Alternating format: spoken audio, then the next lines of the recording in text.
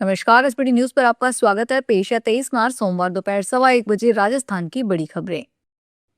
राजस्थान की सरकारी शिक्षा व्यवस्था को नई ऊंचाई देने और अभिभावकों को स्कूल से सीधे जोड़ने के लिए शिक्षा विभाग ने आगामी 25 मार्च को प्रदेश व्यापी मेगा पीटीएम और पीएएम आयोजित करने का निर्णय किया है।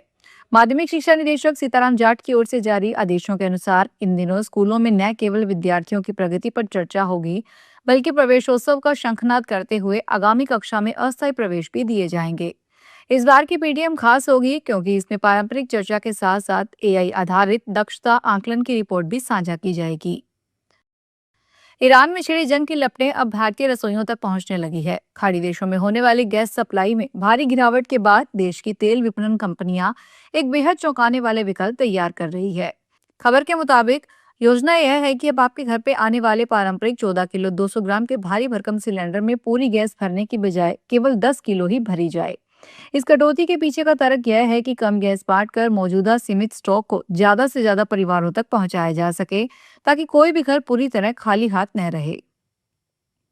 सोमवार तड़के इटावा कानपुर हाईवे पर एकदल थाना क्षेत्र के अंतर्गत ग्राम जगमोहनपुर के पास दिल्ली से बिहार जा रही एक प्राइवेट टूरिस्ट बस अनियंत्रित होकर आगे चल रहे ट्रेलर से जा टकराई। टक्कर इतनी भीषण थी कि बस के परखच्चे उड़ गए और चालक के दोनों पैर कट गए। बस में सवार आधा दर्जन यात्री गंभीर रूप से घायल हो गए। बताया जा रहा है कि बस चालक को अचानक नींद की झपकी आ गई, जिसके कारण वह वाहन से नियंत्रण खो बैठा और सीधे आगे चल रहे ट्रेलर के पिछले हिस्से में जा घुसा। आज सोमवार को हफ्ते की शुरुआत निवेशकों के लिए काफी झटके भरी रही। यहाँ एक तरफ शेयर बाजार में गिरावट देखने को मिली, वहीं सोना और चांदी की कीमतों में भी अचानक तेज गिरावट आ गई। मल्टी कमोडिटी एक्सचेंज पर 2 अप्रैल 2026 के कॉन्ट्रैक्ट वाला सोना करीब 7,030 रुपए यानी लगभग 4.87% तक गिर गया है। इस गिरावट के बाद सोने का भाव 1,37,462 रुपए प्रति 10 ग्राम पर आ गया है। चांदी करीब 13,482 रुपए यानी 5.95% टूट कर 2,13,000 रुपए प्रति किलोग्राम पर पहुंच गई है। यह गिरावट बताती है कि बाजार में बिकवाली का दबाव काफी ज्यादा है। राजस्थान में खेजड़ी सहित हरे पेड़ों के संरक्षण के लिए सख्त कानून लाने की प्रक्रिया तेज कर दी गई है। प्रस्तावित विधेयकों में पेड़ों की अवैध कटाई पर कठोर दंड प्रावधान शामिल करने, संरक्षित पेड़ों की विस्तृत सूची तैयार करने और आम जन को अनावश्यक परेशानी से बचाने के स्पष्ट निर्देश दिए गए हैं। साथ ही बैठक में विधेयक का संशोधित प्रारूप शीघ्र तैयार कर आगामी प्रक्रिया तेज करने पर जोर दिया गया है। हरे पेड़ों की कटाई पर प्रभावी रोक लगाने के लिए विधेयक में क्षेत्राधिकार, जांच प्रक्रिया, न्यायिक व्यवस्था, अपील और दंड से जुड़े प्रावधानों को मजबूत बनाने पर विचार किया गया। देश में इस समय एलपीजी का संकट आया हुआ है और सबसे बड़ा कारण है ईरान का युद्ध।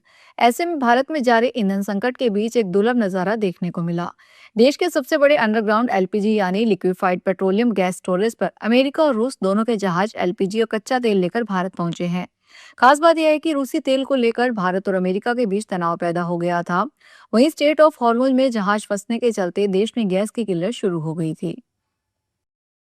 राजस्थान में मौसम ने अचानक करवट ले ली है। जहां कुछ दिन पहले तक तेज गर्मी लोगों को परेशान कर रही थी, वहीं अब बादलों की मेहरबानी से मौसम सुहावना हो गया है।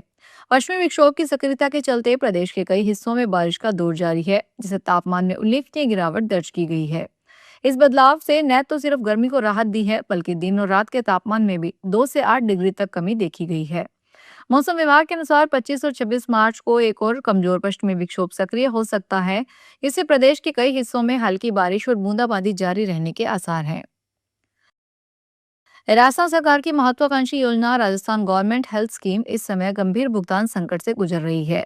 यह योजना राज्य के कर्मचारियों और पेंशनर्स को कैशलेस इलाज और दवाओं की सुविधा देने के उद्देश्य से शुरू की गई थी, लेकिन अब इससे जुड़े अस्पतालों और फार्मेसी इकाइयों को समय पर भुगतान नहीं मिल पा रहा है। योजना से जुड़े अस्पतालों और फार्मेसी संगठनों के समूह Rajasthan alliance of hospital association ने आरोप लगाया है कि पिछले 7 से 9 महीनों में उनका भुगतान लंबित है। इसी के चलते उन्होंने चेतावनी दी है कि 25 मार्च से जयपुर में योजना के तहत चल रही ओपीडी फार्मेसी में कैशलेस दवाओं की सुविधा अस्थायी रूप से बंद की जा सकती है। राजस्थान कांग्रेस ने जिला, ब्लॉक और मंडल स्तर के बाद अब संगठन को ग्राम और वार्ड स्तर पर मजबूत करने की तैयारी तेज कर दी है। पार्टी ने यह निर्णय लिया है कि अब 1 माह के भीतर ग्राम अध्यक्ष और वार्ड अध्यक्ष की नियुक्तियां पूरी की जाए। इस संबंध में प्रदेश कांग्रेस कमेटी ने सभी जिला अध्यक्षों को स्पष्ट निर्देश दिए हैं और कहा है कि उन्हें समयबद्ध तरीके से यह प्रक्रिया पूरी करनी होगी। यह कदम पार्टी की स्थानीय संगठनात्मक मजबूती को और बढ़ाने के उद्देश्य से उठाया गया है। इससे न केवल ग्रामीण इलाकों में पार्टी की पकड़ मजबूत होगी, बल्कि शहरी क्षेत्रों में भी कांग्रेस का प्रभाव बढ़ेगा। रणथंभौर टाइगर रिजर्व में सोमवार सुबह टाइगर्स का रोमांच देखने को मिला। जोन 3 के पदम तालाब क्षेत्र में बाघिन माही शिकार के लिए पेड़ पर चढ़ गई। करीब 4 मिनट तक उसके ग्रे हेरोन पक्षी को दबोचने का प्रयास किया। डाली डाली बजते पक्षी के बीच माही ने जबरदस्त फुर्ती दिखाई। आखिर में माही ने घोंसले में बैठे पक्षी को अपना शिकार बनाया। यह दुर्लभ नजारा देखकर सफारी में मौजूद पर्यटक रोमांचित हो उठे। भारतीय रेलवे ने जयपुर दिल्ली रेल मार्ग पर लगातार बढ़ते ट्रैफिक दबाव को कम करने के लिए एक क्रांतिकारी कदम उठाया है। रेलवे बोर्ड ने रेवाड़ी से जयपुर तक नीमराना के रास्ते प्रस्तावित नई रेल लाइन के फाइनल लोकेशन सर्वे को आधिकारिक मंजूरी दे दी है। वर्तमान में अलवर रेवाड़ी रूट पर ट्रेनों का अत्यधिक भार रहता है, जिससे अक्सर ट्रेनों की देरी और भीड़भाड़ जैसी समस्याओं का सामना करना पड़ता है। इस नई लाइन के विकसित होने से यात्रियों को न केवल एक मजबूत वैकल्पिक मार्ग मिलेगा, बल्कि उत्तर पश्चिमी भारत के रेल परिचालन में भी बड़ी सुगमता आएगी। यह नया ट्रैक यात्रियों के समय की बचत के साथ साथ सुगम यात्रा का अनुभव प्रदान करेगा। कोटा शहर पुलिस द्वारा अवैध गतिविधियों के खिलाफ चलाए जा रहे विशेष अभियान के तहत रानपुर थाना क्षेत्र में देर रात अवैध शराब पर बड़ी कार्रवाई की गई है। सिटी एसपी तेजस्विनी गौतम के निर्देश पर जिले के सभी थाना अधिकारियों को अवैध मादक पदार्थ और अवैध शराब के खिलाफ सख्त कार्रवाई करने के आदेश दिए गए हैं। इसी क्रम में रानपुर थाना अधिकारी वीरेंद्र सिंह भाटी प्रोबेशनर ने टीम के साथ कार्रवाई को अंजाम दिया। पुलिस को बीट कांस्टेबल से सूचना मिली कि गांव कलम का कुआं के पास खेतों में अवैध कच्ची हथकढ़ शराब बनाई जा रही है। इस दौरान वहां 18 पीपे मिले, जिनमें करीब 300 से 350 लीटर वॉश भरी हुई थी, जो कच्ची शराब बनाने में उपयोग की जाती है।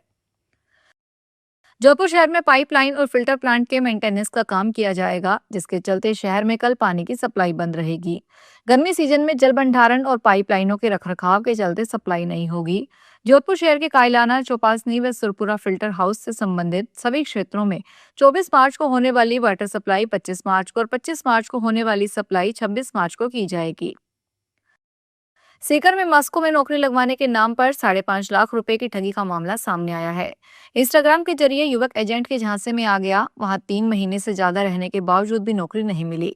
अब एजेंट ने रुपए लौटाने से भी मना कर दिया। पुलिस मामले की जांच कर रही है। सीकर के उद्योगनगर पुलिस थाने में वीरेंद्र सैनी ने रिपोर्ट देकर बताया कि उसके जॉब ढूंढने के लिए इंस्टाग्राम पर सर्च किया, तब उसे पता चला कि राहुल हुड्डा विदेश भेजने का एजेंट है। नागरिक उड्डयन महानिदेशालय ने सोमवार को घरेलू उड़ानों का शेड्यूल जारी किया, जो 29 मार्च से 24 अक्टूबर तक लागू रहेगा।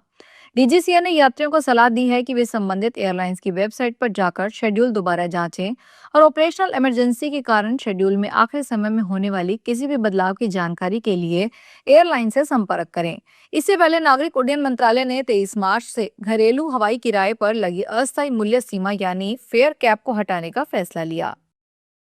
फिलहाल इस बुलेटिन में इतना ही, फिर हाजिर होंगे बड़ी खबरों के साथ।